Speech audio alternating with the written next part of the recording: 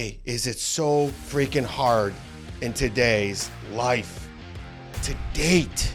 I believe social media is creating all kinds of additional problems and struggles for people. Crazy part is, I do think that we neglect the reality that there's also a reality of options now. But it just throws everything off because people are comparing now more than they ever had before. Now, it's like you can always jump online and see something quote unquote better. And of course, that better is an illusion. You're not getting to see behind the scenes and what's really going on, but because it looks better, it makes it harder for you to be at peace with what you have, which is why I believe the whole swipe method on dating apps, I think they should get rid of all of that. Gotta date someone who's around your level. But again, level more so in character, level in maturity, level in healthiness, healing. When we focus too much on the looks, or even for a woman, his career and money, it's like that's when you start to kind of mess up. I think we have to focus more on the character. One of the things that we need to get to at least help with less toxic relationships and more healthy ones, is just honesty. There's a lot of mismatched couples simply based off lifestyle. And for those who want something real, do not entertain those individuals who are living a life that is contrary to what you truly desire and want for yourself.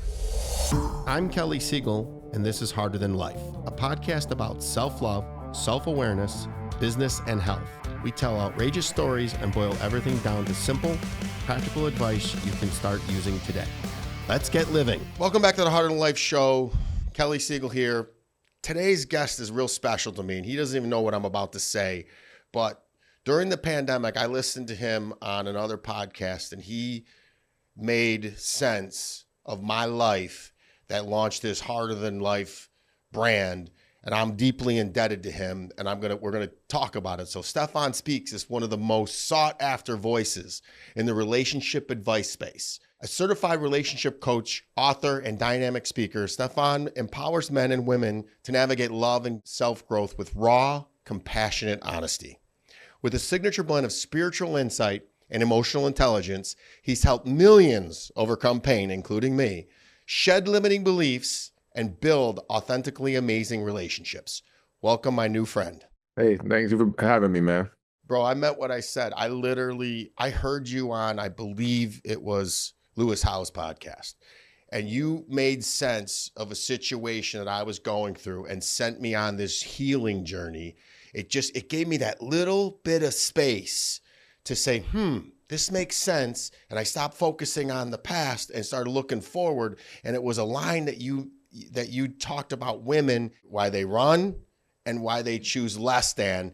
And I kept replaying it and replaying it and replaying it. I'm like, one day I'm going to have this guy on my podcast. I didn't have a podcast at the time. I launched it. I'm going to have this guy on my podcast. And there's going to be somebody listening to this podcast now. It's going to save their life and or propel them into greatness. So we got a top podcast. You're on it. And we're going to dive deep into the epidemic of emotionally unavailable partners.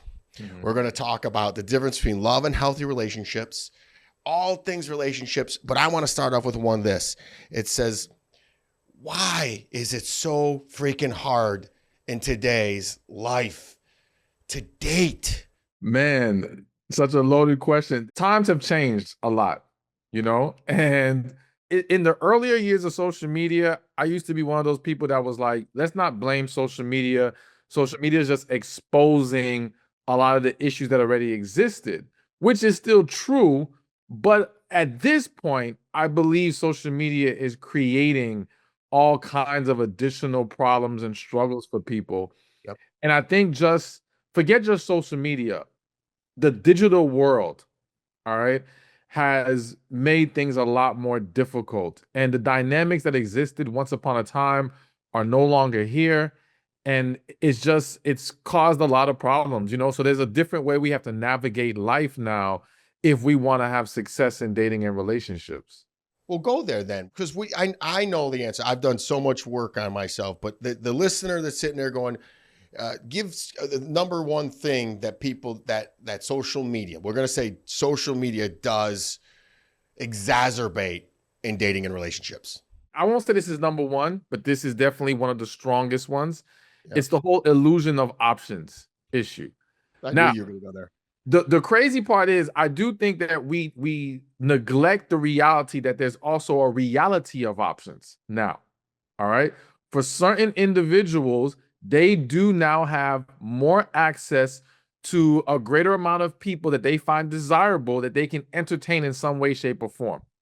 But it just throws everything off because people are comparing now more than they ever have before. And I was telling somebody recently, like back in the days, the only comparisons you can make were in your neighborhood or the family you were surrounded by. And so it was a lot easier to rationalize to yourself, hey, I got it as good as it gets, or I have a really good situation. Let me nurture that and embrace that. Mm. But now it's like you can always jump online and see something quote unquote better. And of course, that better is an illusion because it's Yep. only being presented to you. You're not getting to see behind the scenes and what's really going on. But because it looks better, it makes it harder for you to be at peace with what you have. All right. And this goes in so many different ways because it's not just relationships, in business, in success. I mean, nowadays you could be making good money, but if you're Okay. hearing some guy on the internet talk about how he makes 200 grand a month, it might make you feel some kind of way. and Yes, sir. and now you don't think you're doing good enough anymore. So I have this belief that when we're looking at things online, our brain is looking for reasons to disqualify somebody. We're nitpicking, all right? So any little thing that we find, and we have time to overanalyze because we get to sit on our screen and look at them, look at their page, all these different things. In person, your brain looks to find something that you like. So this is why like in-person interactions can go way better than online because we're not nitpicking and over analyzing as much because in the moment things are moving pretty fast. Okay. And whatever you find pleasurable, you might attach yourself to without having the time to look for something wrong in that individual. So that alone is also causing problems, which is why I believe the whole swipe method on dating apps, I think they should get rid of all of that. I think it needs to go back to the days of you go on a dating app, you get to browse through all the different profiles on there. Because I was mentioning on a different interview how even in marketing, in sales, they tell you how a customer needs to possibly see your product. I think it was like 3 to 7 times before they'll actually buy it. So with a dating app, you're seeing this swipe feature, and it's I have to react in that moment. All right, swipe right, swipe left. And you may not see that individual again for Lord knows how long. But when you get to just browse through profiles, you might skip that profile today. But if you see it a few more times, you might be like, you know what, they don't look too bad, or you know what, this might be interesting. Let me give it a try. And I think it would actually increase the chances of people finding someone they could at least give a chance to. You have the softest, most kind and loving delivery of everything. And that's why I resonate with you. And I can't wait to do this again in person and you'll see my big energy. But I literally was going through the worst breakup of my life. And it was the best thing in the world that ever happened to me. Yeah. It launched me into stratosphere at what made me start holding a mirror up to myself. And Stephan, when I tell you the work I did on myself, I would literally look at the mirror and tell myself I love me because I had to build self-love. Because I was I was looking for love in all the wrong places. I teased and I was a drunken whore, and that's all like attracts like, man. If she was avoidant and easy, that was for me. And I did what we're going to dissect is I looked at myself and said, I'm the common denominator. I'm going to become the person that I want to attract. And I'm here to say, and you're a part of this, my friend. And guys, also notice, this is free. This was free. Now, Stephan works with people, but I listened to him on a podcast over and over and over, deep dive down his stuff. Now he's on the podcast and I adopted everything he said. And now I'm a year and a half into a loving, kind, reciprocating, mutual respect. She's whole, I'm whole, and we come together to co-create something big, and I owe it all to you. So guys, listen to this man. So I say all that to ask you this. Why do you believe most breakups are actually blessings in disguise? I think most are blessings in disguise because most people are choosing wrong to begin with. Mm-hmm. Okay. And they're blinded by unresolved traumas and a lack of healing. They're blinded by a lack of understanding of self, right? And what, not just what they truly need, but what they're truly able to give and pour into somebody. Because I think we have to come to the realization that we're all wired a certain kind of way. And there's just certain things that I'm gonna be good at that someone else is gonna not be good at, and someone else is gonna be stronger in a different area. And no matter how much I try, yes, I can improve in all areas, but I may never be as good as someone else in certain things, right? Because of just the way that we are wired. We're not built for that. And for that reason, we can't just get with anyone that we like and think, oh, it's gonna work. There has to be that foundation of alignment with you and that individual. And it's hard to understand that alignment if you are not in alignment with yourself, if you don't Ooh. understand who you are. So I believe that that lack of understanding, that lack of healing, and also the normalization of toxic relationships is why most breakups are a blessing, because again, they become blind and they can't see things for what they are. Because the reality is this: no matter how much knowledge you possess, I think people misunderstand the fact that once you are emotionally invested, you're not seeing things as clearly as you should. This is why some people can be great advice givers, but then not even apply that advice when they're in their own situation. Because once they are in it and they are emotionally invested, it throws things off. Again, I think that's what causes a lot of people to need that breakup. And for some people, that breakup might simply be a break that can lead to them reuniting with that person, because I do believe in right person, wrong time. But then for many others, for most others, it's a breakup to get you on the right path, or to at least give you the opportunity, because you got to take that opportunity and do something with it to get you to a better place so you can end up in the right relationship. You said normalization of toxic relationships. That's so sad. I want to go down that path of the right person at the wrong time, but I want to ask you a question before that, which is, I tell everybody now, truth be told, I'm a business coach and I own a massive cybersecurity, IT cybersecurity company, but I love relationships because that's what started this. Everybody loves love. I grew up absolutely lack of love. If there was love, I'd still owe it because my parents were drunken alcoholics and just gone all the time. And this never showed any support, anything to love me. So I would look for all love in other places. So I always tell everybody advice because people come to me and they come to me for something else that's going on. Inevitably, it's usually the partner that they've chosen or that they're with that's causing it. And then deep down, the real root is self-love. Yeah. And boundaries and standards. We'll get into those. But where I'm getting at is, what is your opinion on, I tell everybody, take time alone after the breakup. And then you see them out partying and then they're not happy till they get right back in the same exact toxic, normal toxic relationship. Would your advice, being the expert, be the same? Take 3 months, 6 months and be truly alone and work on yourself and say what worked, what didn't work, where was my part on that.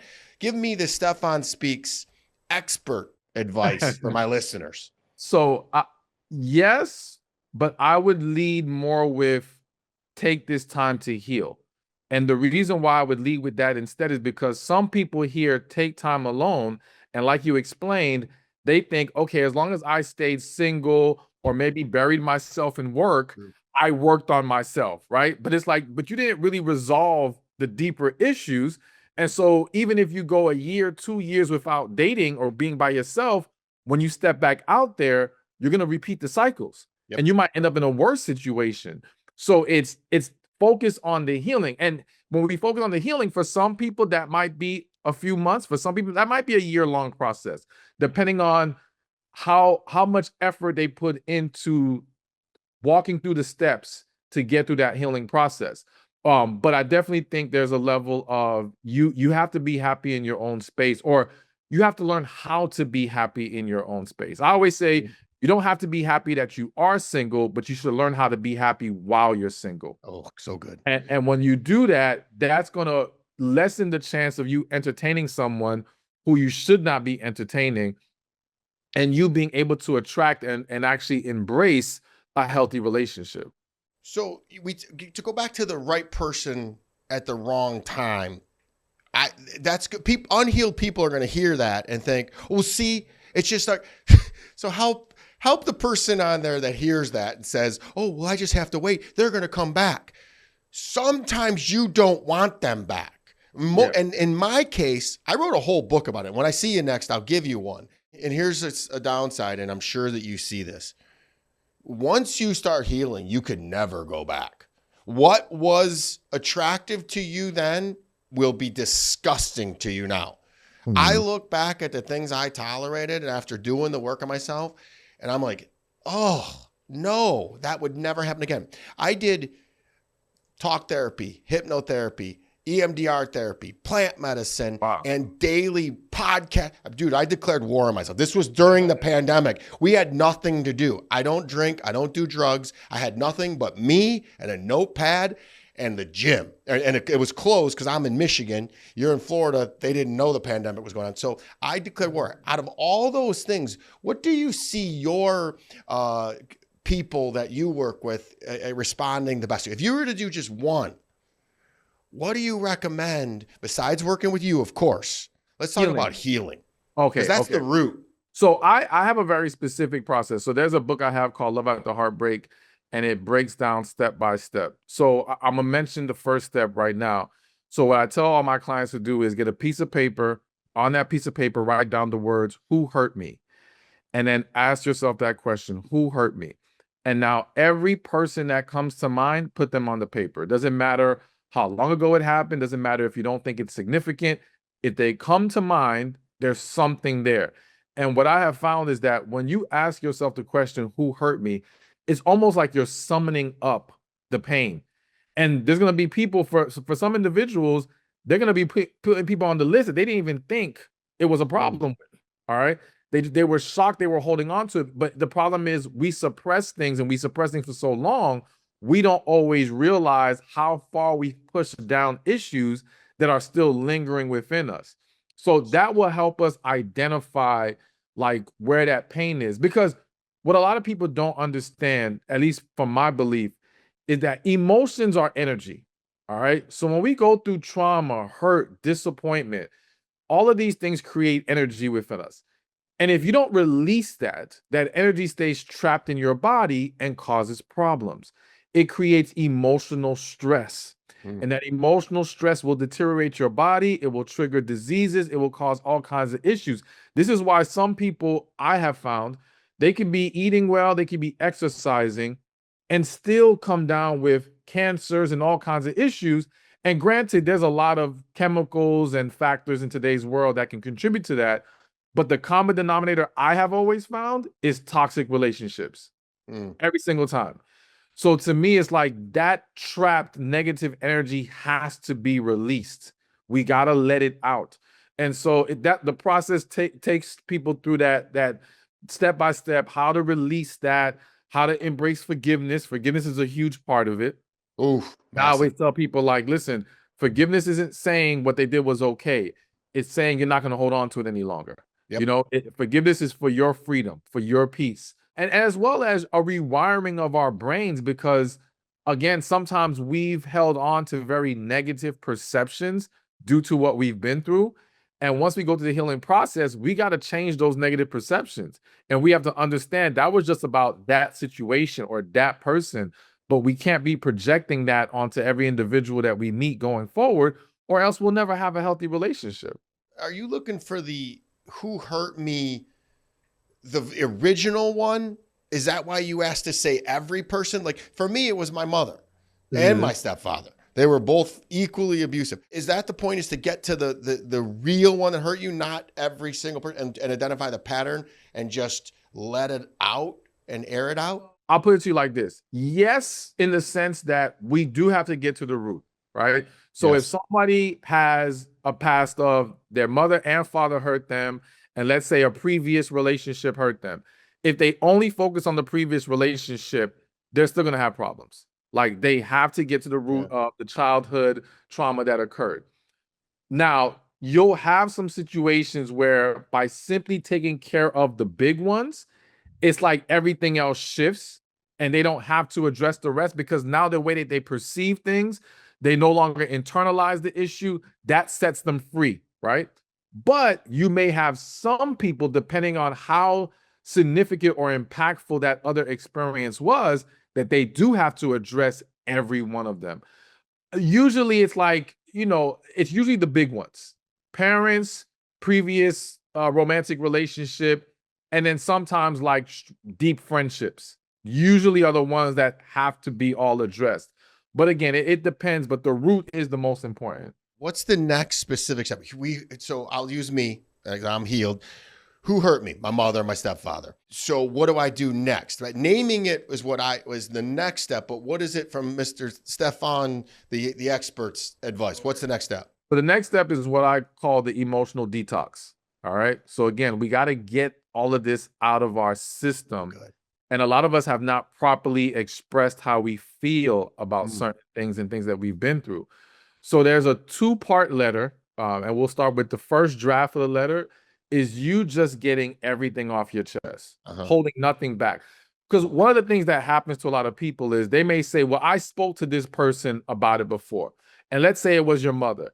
Chances are you tried to speak respectfully or you were mindful of your words, depending on her age, her health condition, whatever the case may be. You might think she's sensitive, right? So though you addressed it, you did not release all the energy you have about it.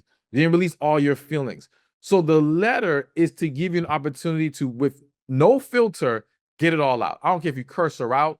I don't care if you wish evil, nasty things on her. However you genuinely feel, get it out. That first draft, once you're done, you're going to feel better. You're going to feel a weight lifted off your shoulders. Because again, it's like you emotionally detox. Now, for anyone who's ever done a physical detox, you know how if you do a physical detox, you're taking a detox tea or something, those first few days could be rough. Like your skin might break out. You might feel lethargic and drowsy, all these things, because all the toxins are coming out of your body and you're going to experience some symptoms. But then once you get past that part, you feel 10 times better because now it's all out. Same thing with the emotional detox. You may feel feelings of anger, hurt. It might bring you to tears, frustration. That's all the toxins coming out emotionally. You work through that. Once you get past that, you're going to feel 10 times better. And then it's the next step is we do more with the letter. We kind of revamp it with some things and we kind of walk through the rest of the process. But that first draft is huge in the process of healing. Folks, he's giving you free advice. And I remember now, as you're saying that, why you saw my smiling ear to ear, I have these letters. They're in my phone. I wrote them. I remember now listening to you and following them. And so what ultimately I ended up doing, because it wouldn't release, was I went to EMDR and we had to assign logic to it. And I had to do it over computer because of the pandemic. And I almost broke my computer. It took me two things. And I was sitting there having the conversation with my mother.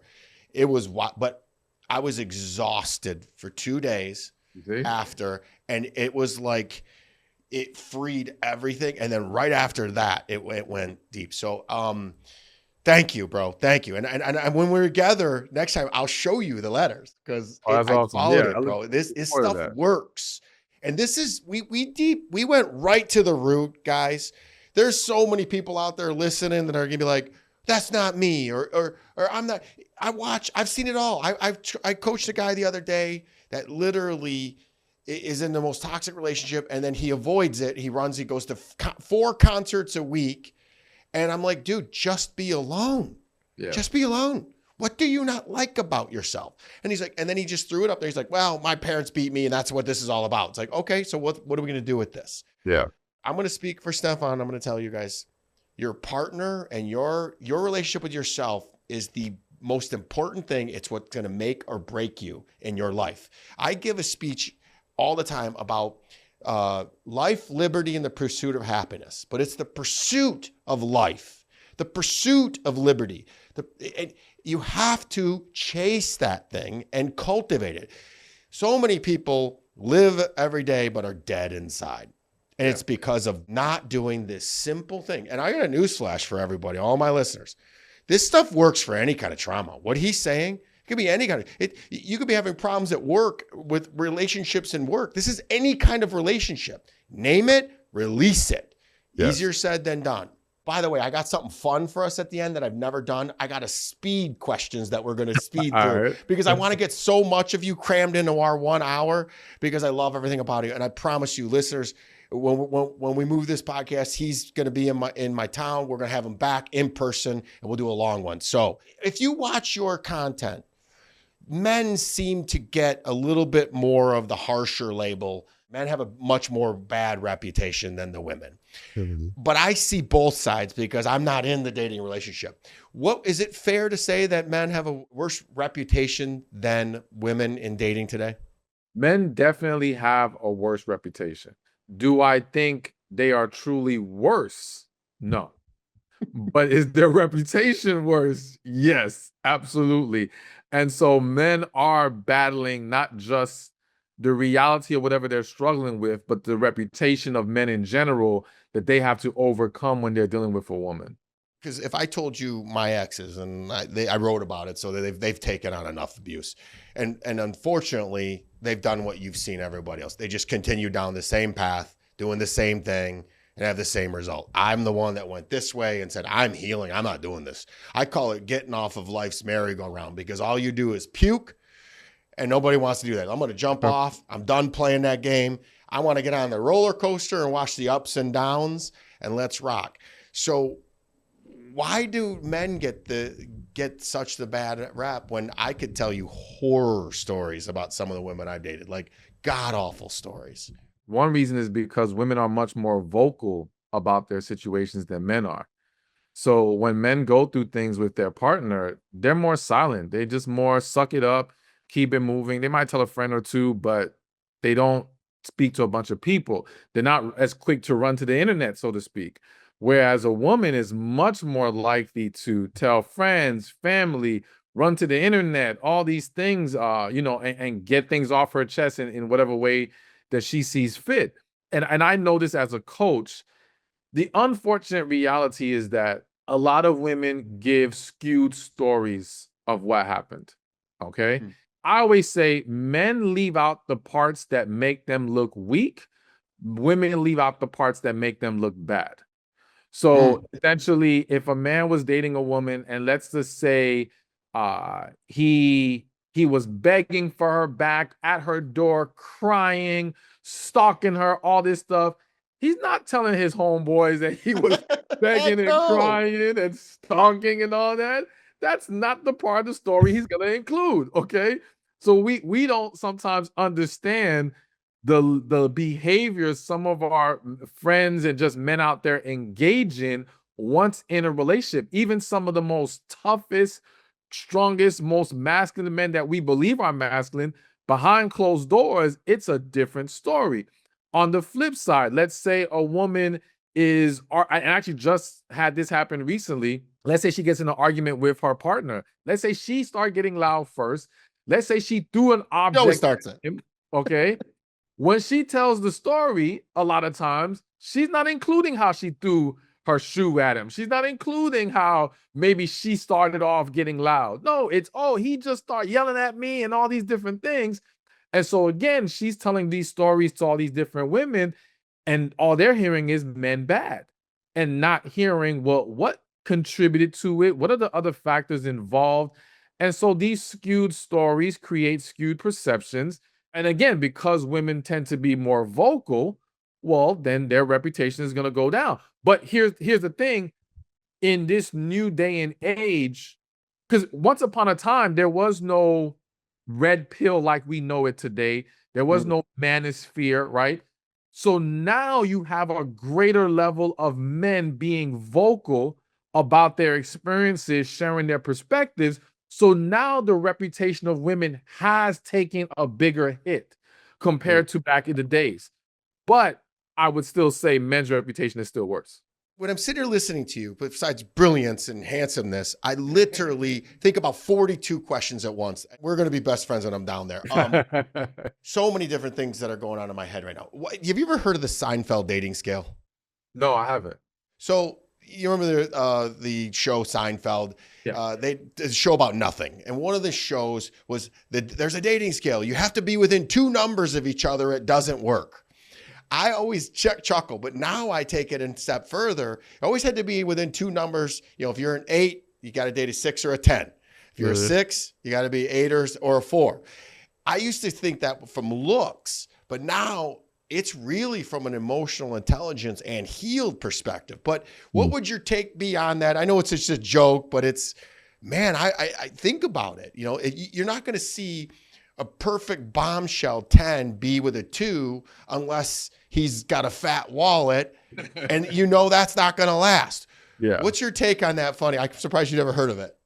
I do. I think there's a level of truth to it. I think, you know, to simplify it even more, it's like, listen, you got to date someone who's around your level, but again, level more so in character, level in maturity, level in healthiness, healing, not so much. I think when we focus too much on the looks, or even for a woman, his career and money, it's like that's when you start to kind of mess up, right? Like, not saying those things aren't important and shouldn't be a factor, but when we talk about being on our level, I think we have to focus more on the character.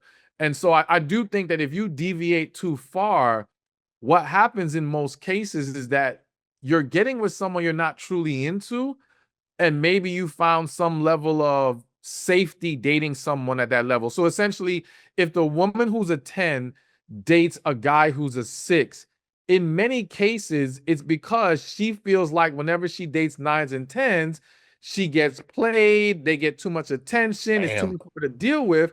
So let me deal with a 6 where he'll worship the ground I walk on, and it should be safer here. And the same thing can happen with a lot of guys. When they deviate too far, it's probably because an individual is looking for some type of leverage. Yeah. And that leverage is safety to them because they've been hurt and disappointed before. And I think when you're dating from that perspective, that is unhealthy. And the problem is, if that 10 isn't going to pour into that 6 in the way that they need, the relationship isn't going to work. So whatever level you date on, you got to make sure I can be what they need in return. I can give them the level of desire they're looking for in return. Because if not, it's not going to work in the long run. So good. And another thing is, I know that it was you that gave questions, but I'm going to prompt this. Is when I was dating and I was single and I was looking for the one that I found. Actually, I wasn't looking. She just found me in the weirdest place. And that's what happens. When you're vibrating at a high level and you're healed, you push away everything that's not for you, and it's good. And then when someone is healed, which is very few and far between, which drives me crazy, it's like, heal, your whole life gets better. Since I did this, my business has gone through the roof. I've got 2 books. I've got a big brand. Everything in my life got better. My relationship with my daughter. And I'm telling you everything, which you know this already, but I just want to say that out there. So I would always ask, my first couple of questions are, what are you doing to improve yourself? What are you working on? Number one question I used to ask is, what books are you reading? So you have some questions I remember that you've brought up. What are good questions that people should be asking on a first date to find out, are we of good high character? Now remember, you know this, that people are going to get in there, they're going to put on their best foot forward. But I know that if you ask the same question in different ways, like, what book are you reading? What do you do in your spare time? It's going to come out if they're out chasing women or chasing other men, or they don't love themselves. What's some questions that you recommend people ask on a first date? And then we're going to get into that Manosphere, Miami, trophy wife lifestyle, since you're in South Florida. Cool. So with the questions, one, I would say when it comes to evaluating character, it's more of observing them than questioning them. Because like you said, if you ask questions, people will try to find the right things to say, and people aren't always forthcoming in many ways. That doesn't mean don't ask questions. That doesn't mean don't dig as deep as you can, because I'm a firm believer that you keep someone talking, they will expose themselves. Yep. So you just got to keep pushing and keep talking, asking questions. But you got to pay attention and observe. I think one of the best ways to observe someone's character is to see how they treat people in general. Mhm. Like, it's one thing how you are with me, but how are you to other people? Because if, for example, you're sweet to me, but you have a nasty attitude towards everybody else, I believe that that nasty attitude is going to show itself to me at some point. You're just masking it for right now. You're not going to be able to sustain it because that nastiness is in you Yeah. somewhere, somehow, and it hasn't been healed or resolved. So, looking at how they treat people in general. Now, as far as the questions, I do think it also starts with, again, what type of partner you're looking for. I think general questions, though, to ask are things just like, I think an important one that no one seems to talk about enough is, what kind of lifestyle do you want to live? Mm. I think there's a lot of mismatched couples simply based off lifestyle. And I think people do not understand how much of a conflict that can create over time. So it's like, and I don't know why, I feel like I need to address this. So, like, even with men who sometimes want this hot, beautiful woman, right? Ooh. And initially, they're gonna come in hard, spending that money, taking her on nice dates. But it's like, man, if that's not the type of lifestyle you like to live as a man, because there are some men who just like nice things, Mhm. who this is who they are. They would be living this way even if they were not dating this woman. If you're just doing this for her, you can't sustain that. And even if you get her, you're gonna be miserable in the long run because she's gonna be True. expecting it to keep coming. And when it stops, it's like, well, what's going on here? And you can't say, oh, well, you're ungrateful, or you don't appreciate. No, you tricked her. You were not giving her who you truly are. I think the same thing happens with women in a lot of different ways, but this is why understanding the lifestyle one is looking for and wants to live, and especially for the men, identifying, okay, what is my lifestyle preference, and only accepting a woman who embraces my lifestyle. Who makes it better? Yes, who makes it better, who enhances it, but who is not requiring things of me that just do not sit well with who I am. You know, if you ever watched a couple where the woman likes to spend money and the man is frugal, in the majority of those relationships, it is going to be so much conflict, okay? Or even vice versa. Because one has to suppress themselves to keep the other one happy. And it's just not a good recipe for success. So, lifestyle is something that I would ask about. Keep screaming that what you just said over and over, because what we don't is a true relationship, a healthy, healed relationship is two people fueling each other up, man. It's Yes. supposed to be two people on the same team, and it's not simple, but it is easy. It Yeah. just flows because you know how to communicate. You're not afraid. You're not dancing on eggshells. Mhm. And keep hammering that, because that utopian world, I think people don't think it exists. I'm living proof of it, dude. And I went through everything that you're saying to do. And I'm telling you, this stuff works. Everything he says works. So hammer that you can have your cake and eat it too, with an amazing, beautiful woman if you work on yourself, and a beautiful man. I got a newsflash for you ladies, because I know you work with a lot of ladies. Healed men do exist. There Absolutely. are a lot of us. But you know what Absolutely. we're doing? We're working on ourselves. We're at the gym. We're at our office working. We're not hanging out at the bars and the clubs, which leads me to my next question is, what's your thought about the Miami lifestyle, this high value man, the Manosphere, and the trophy girl, along with what our boy Andrew Tate, is out there spewing? What's your opinion on all that? What I never liked about that whole ideology is that it was projecting it onto the everyday man. And the Mm, reality is that that's not how the everyday man is wired. All right. That lifestyle is going to appeal to a very small segment of men. And I think it was, some men were falling into the trap of thinking this is what I should be pursuing. But it's like, that's not who you are. Like, I have this thing where I call some guys relationship guys. And to me, relationship guys are not the guys who are wired to be out there dating, seeing different women.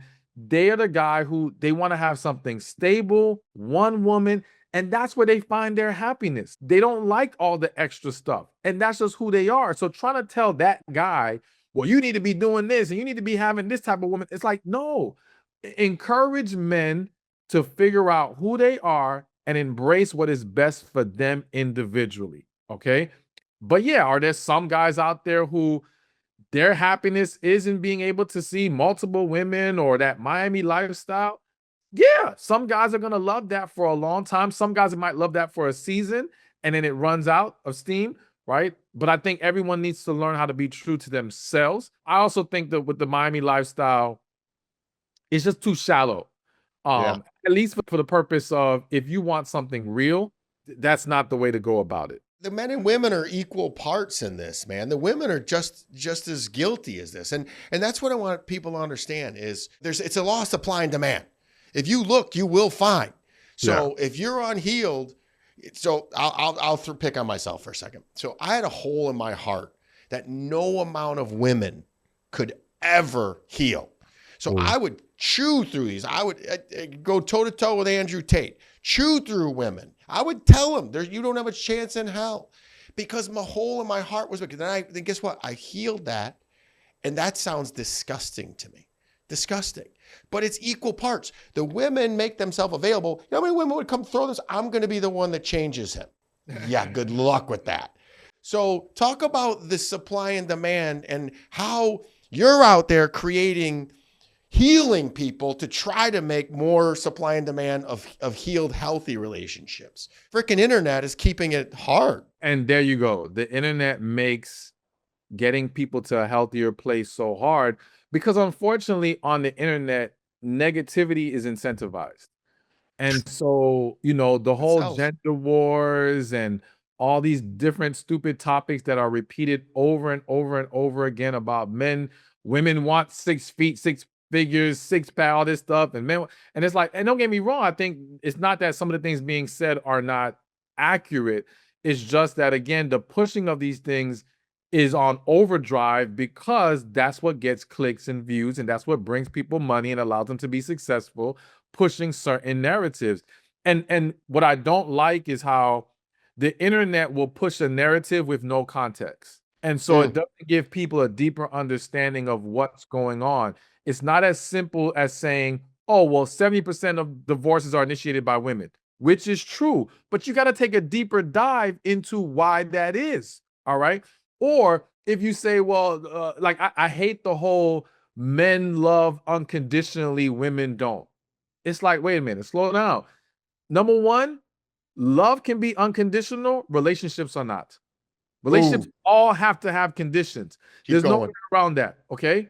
And the reality is that I don't care how much a man loves. Yes, men may remain in relationships even when they're miserable and unhappy, but it's not because, oh, they're just loving so much more. No, there's deeper issues that man has not addressed. I can't tell you how many times I've received a DM from a man who's like, my woman disrespects me, she does this, she does that, but I don't want to lose her. And it's like, Oh, wait a minute, like what? Okay, like she is making your life hell, and you're still trying to hold on for dear life.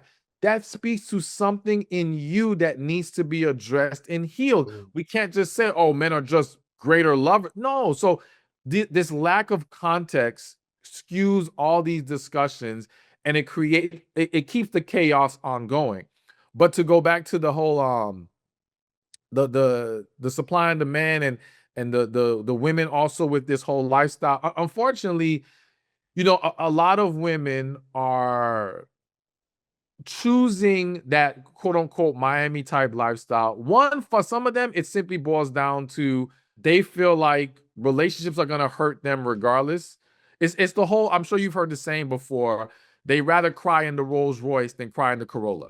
yeah. Okay. So it's like, all right, if I'm gonna be put through nonsense, if I'm gonna be hurt anyway, well, let me benefit by receiving these perks of a man who can provide and give this lifestyle and things of that nature. I also think that, listen, the reality is that from the beginning of time, women have desired provision, lifestyle, many, okay? And so because the internet has created a level of access never seen before in human history, Well, a lot more women are taking advantage of that because you once upon a time, your chances of meeting a celebrity, an athlete, a guy who makes money, it was tough. All right. You had to wait till maybe they were popping up at your local club and then try to go there, hope to be seen, whatever. Now, if you're a beautiful woman, you can just open your DMs and you might find them. All right. Or if you're bold enough, you can slide in their DMs and you can Yep. find it's just a different True. world now.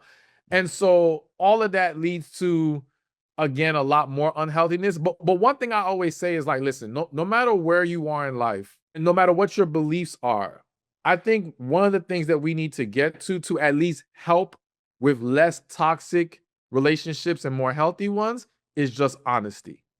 All right. Oh, So my thing is, all right, if there's a woman out there and that's what she wants that high life, and there's a man out there and he wants multiple women, all right, just be real with each other then. Be yeah. real with each other. And if those two adults sign up for that, that's their choice because at least it diminishes the negativity and the impact of hurt from deception. All right. Because everyone knows what they signed up for. They're okay with it. They may eventually grow out of that and realize, you know what, that life isn't for me. But at least it doesn't linger with hurt and betrayal. Yep. And so I think that's one of the core principles we need to get to is just everyone just be real with each other, you know? And for those who want something real, do not entertain those individuals who, again, who are living a life that is contrary to what you truly desire and want for yourself. How you can tell that is the level of the conversation. It's if you're having a conflict and you can't discuss it, Mhm. that's someone that needs to work on themselves. Like Absolutely. my girlfriend and I had our first big blowout, and it was about me sleeping. Like I have got to sleep. I'm finally of an age now, Stephan, where I value sleep. I'm 40 now, but be 50 soon. I run hot. I get up at 4 o'clock in the morning and I go until 8:30, and I fall on my face. And I need sleep. So when she's on a different time zone and we end up messing things up and I can't sleep, I can't function the next day. So Yeah. we literally said as a team, we said, listen, here's the problem. It isn't how we spoke. It's I'm exhausted because I came to you and it was 2 hours. Long story short, it's just saying and finding the real issue. And what I used to run into all the time is women that couldn't communicate. They Yeah. were nervous. They were scared. They didn't think that they deserved me. And I got a newsflash for you. If you think you can or you think you can't, you're right. Yeah. So you're going to absolutely force what you think. So I've watched women that I treated like gold go off and cheat with with literally men who have nothing because they thought that that's what they deserved. And that's what you helped me through, my friend.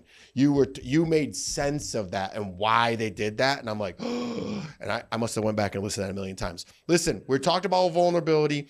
I want to hit on intimacy a little bit because I'm sure you've heard of this. Intimacy, into me, I see. That's actually the first time I've heard that. Really?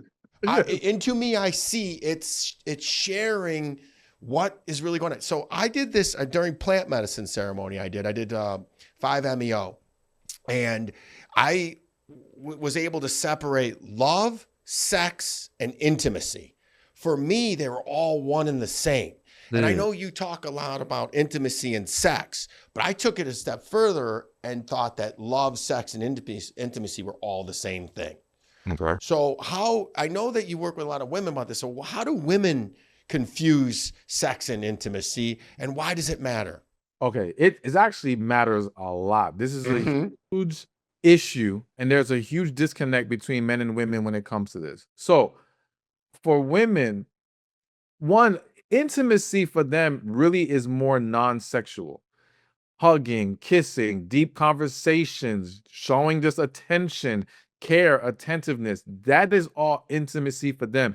Intimacy allows them to feel loved and desired and appreciated and valued, right? Sex is more of a physical act that, yes, the elements of intimacy can be expressed through the sexual experience, but sex itself isn't really going to satisfy the intimacy. So that's why, like, if you have a man who he just wants to have that sex, there's no hugging, there's no kissing, there's none of that, she will still feel a void. she will still not be happy because her needs for intimacy are not being filled. All right. And as men, we tend to need more sex than we do intimacy. It doesn't mean we don't enjoy intimacy. It doesn't mean we don't want intimacy Mhm. with our partners, with the woman that we truly love. But to neglect a man sexually is going to have a huge negative impact, just as to neglect a woman with intimacy is going to have a huge negative impact. And so I believe it's the different ways that men and women communicate with each other or bond with each other. And we have to understand the other's need for it. And what happens in today's world is the reason why intimacy and sex have gotten intertangled, in my opinion. So there was one time many years ago, I want to say like over like 10 years ago, Okay. I I love got flown into one of the top dating sites, right? I won't say which one right now, but I it. got flown into one of the top dating sites. It was like me and 10 other relationship experts. And they give us a tour and they're showing us all the back data on the site. And they had a scientist there. And she was doing a presentation and she presented how this study that says women want sex just as much as men, right? Mm. And I stopped her and I said, I disagree. And she was kind of shocked, like, what do you mean? This is a study. This is facts, right? I'm like, no, no, no. I think you guys are confusing intimacy with sex. If there was door number one, hugs, kisses, deep conversations, and then door number two, straight sex, the majority of women are choosing door number one. The majority of men are choosing door number two. If you Agreed. could only choose one door, of course, Agreed. most people want both, but if you had to choose one, that's the way it goes. And what happens is because women are accustomed to getting that intimacy through sex, that combines it. Mhm. Okay. And that confuses the whole thing. But that's not really what it is. So we have to get to a deeper understanding of it. We have to get to a deeper understanding that women, because they are more emotionally wired, there's a greater emotional and mental component that goes into them being sexually receptive. All right.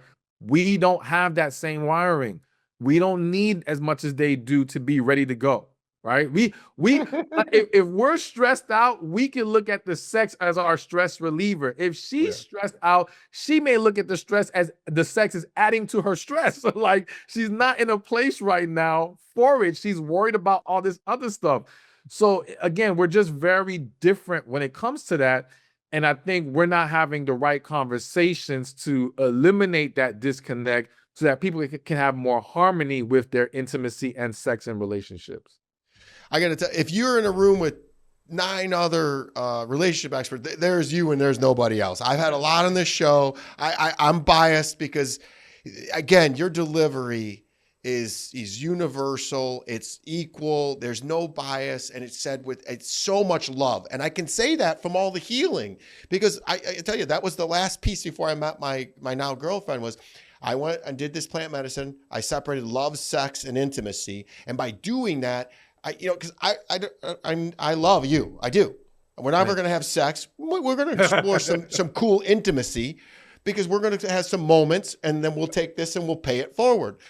Once I separated those, I was able to realize why I did what I did. This is my last question, and then we're going to do the rapid stuff. It's what do you mean when you say we don't attract what we want, we attract who we are? First, don't even think it's about attracting who we are. I think the first deeper issue is who we entertain. All right. So we entertain who we are because the reality is that even in unhealthy states, it is possible to attract a healthy, wonderful, amazing person because Say it there's again. different factors that go into attraction. So it's like, okay, if a woman meets you when you were unhealthy, but she sees a guy that looks great to her and she's like, oh man, I'm interested in him, you're still going to be able to attract that woman despite you being in an unhealthy place. But if she is truly healthy and you are unhealthy, you will struggle to entertain her. You will struggle to nurture it. You will struggle to sustain that relationship with her. Now, do I believe that if you are in an unhealthy place, you are increasing your chances of attracting unhealthy people? Yes. All right. But again, it's really about who you entertain and your ability to embrace individuals when you are not at that place. And the same thing happens on the other side. If you are healthy, you're still going to have both unhealthy and unhealthy people come your way. But because you are healthy, your ability to entertain an unhealthy person is damn near eliminated. Okay. Like outside of course, because we're all human beings. And again, like it is still possible for an extremely healthy man to entertain an unhealthy woman for even just a little bit if he's just like so attracted to her. And sometimes men get blinded by, man, this is the hottest woman I've ever come across. But his ability to keep it going and sustain is like he can't do it. His healthiness is not going to allow him to keep being in that woman's presence, right? But he may have moments of like, maybe I could give it a try. And then he entertains like, nah, this isn't gonna work. I can't do this any longer. Can I share a vulnerable point about that? Yes. You know what? I've healed so much in that separate, that love, intimacy, and that literally I cannot get aroused if they're not intellectually stimulating. And it used when I was unhealed, when the wind blew, I was turned on. Yeah. I don't care how hot you are. If you don't stimulate me intellectually, or you don't have something to add, dude, he won't even work. That's healing, brother. That's healing. Yeah, listen, and the analogy I give is like eating healthy. When you only ate bad, you did not feel the effects of the bad things you ate the same way. All right. You may have thought being tired after eating we're just getting the itis. That's just the way it is, right? A lot of unhealthy symptoms we experience, we just think are normal. But then when you clean yourself out and you start eating cleaner, the minute you eat something bad, it hits you in a way that it never hit you before. And so your ability to tolerate that is hugely diminished. Now, again, like I said, even the healthy eater might have a donut every now and then because temptation gets the best of you. But your ability to consistently eat donuts is gone because you now feel the negative effects in a way that you never did before. So that's where we are is going to impact what we entertain and what we engage with.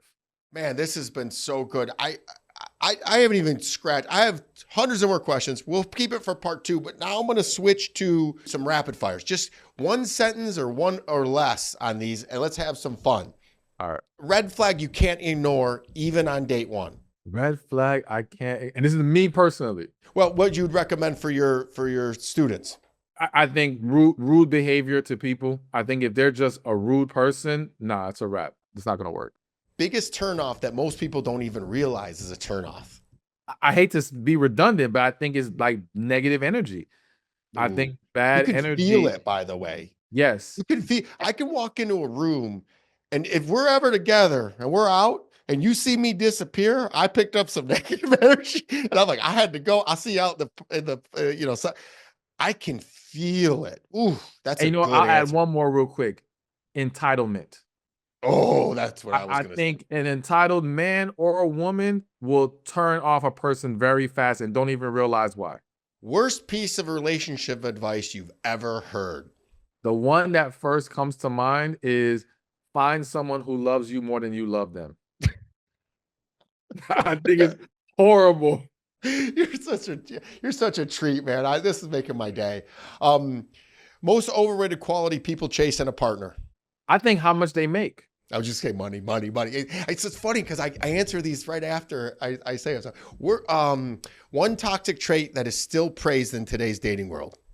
I'm not going to say it's praised, but I'm going to say it's tolerated or made excuses for. Arguing in relationships. And we're not talking about disagreeing, we're talking about arguing. Like there's a lot of people that will say, oh, arguing is healthy. Arguing is not healthy. Being negative towards each other, disrespectful is not healthy. All right, now we got a topic for the next podcast. We're going to go deep into that. I like that. Oh, so much to you, my man. Text back fast or play it cool.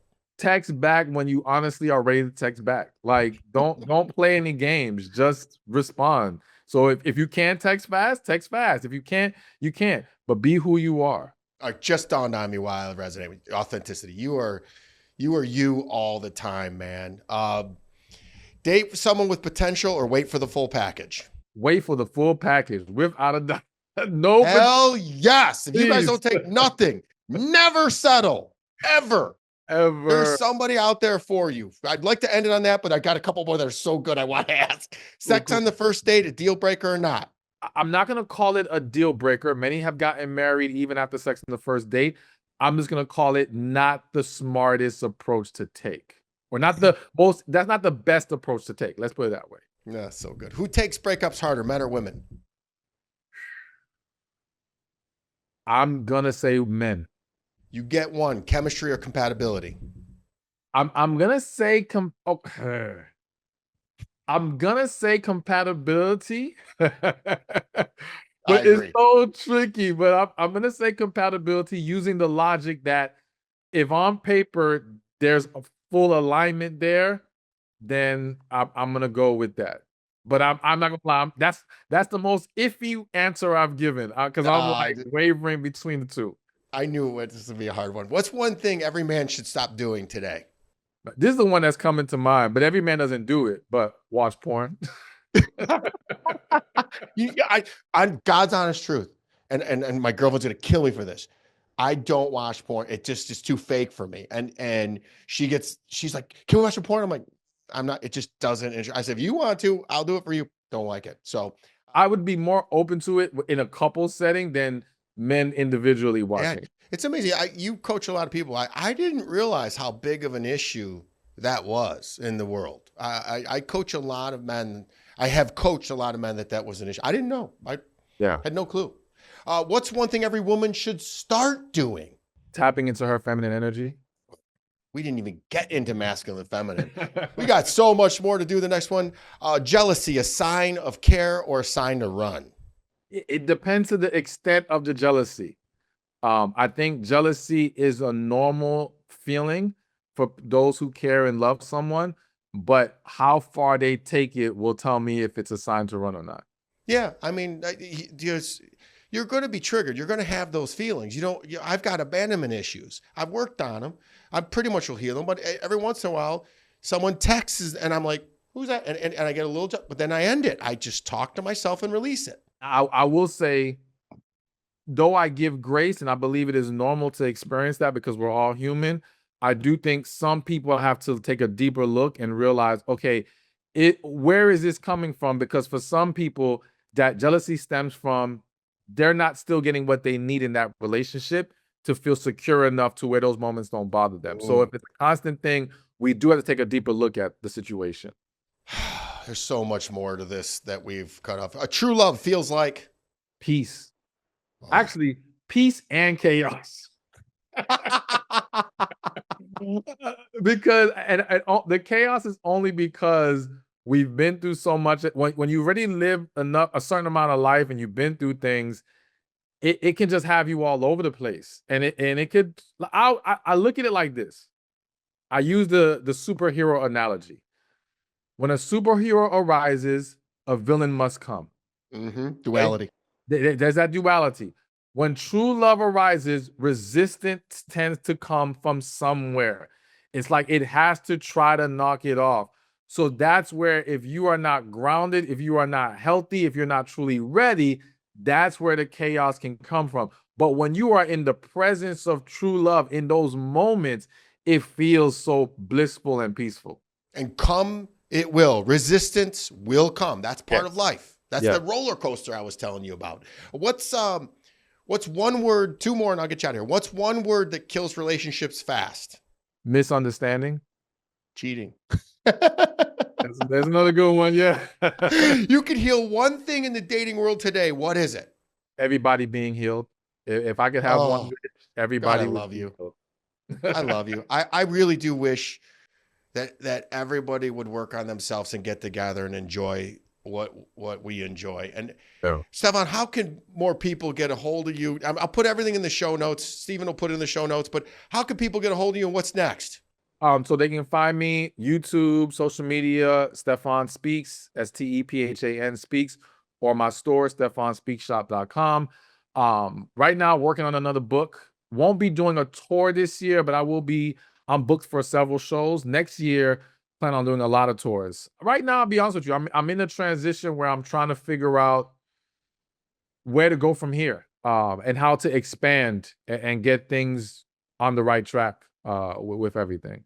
Well, you're on the right track. You different levels. You Yeah. gotta go. You gotta grow. And I'm coming down, and I'm gonna harass you.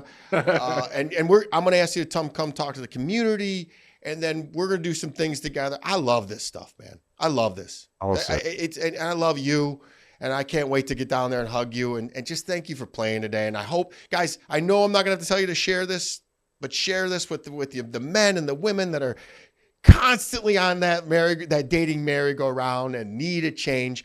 By the way, Stephan's YouTube channel has so many free things on it. So go there, go down that rabbit hole. He healed me, didn't even know it till he met me. Yeah. So guys, until next week, be harder than life. Please rate and share this podcast. I'm active on all social platforms and love to hear from my Siegel supporters. Each and every episode is sponsored by my company, National Technology Management, the easiest and best IT company to do business with, delivering peace of mind with technology every day, even simplifying cybersecurity. Visit trustntm.com for more info. Until next week, be harder than life.